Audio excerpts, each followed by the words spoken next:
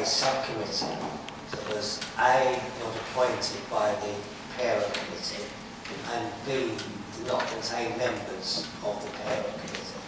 Can you explain to us how the Audit and Governance Subcommittee was actually contrived? Councillor Knight. Thank you, Mr. Mayor. Thank Councillor Davis for that question, and he raised it also at the meeting.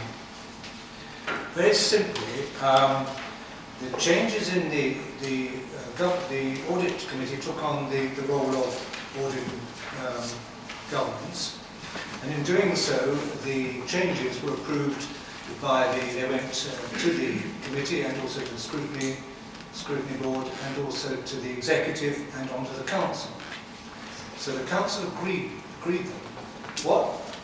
When you read through them, there is no reference at all to appointment of members.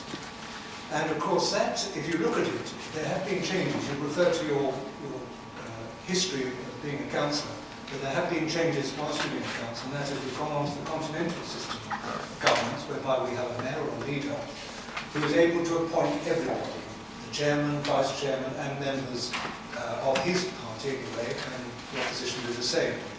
So what in fact has happened is that with the absence of members to fulfill the role of the subcommittee, the leader exercised his right, which he's perfectly entitled to do, to appoint members on the subcommittee. Now this was approved by council. It's clearly in the minutes, and by yourself, Councillor Davis, I point out, in 2012. It has been a little unusual.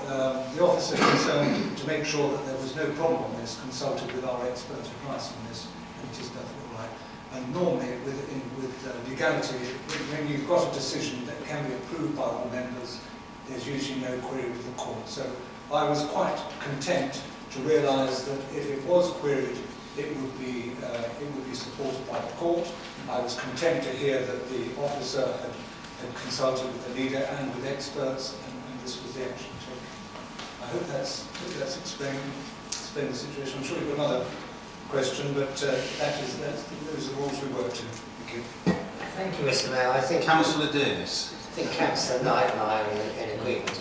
But Councillor Knight, do you not think it's odd that the chairman of the Audit and Governance Committee, your good self, was not appointed to that subcommittee?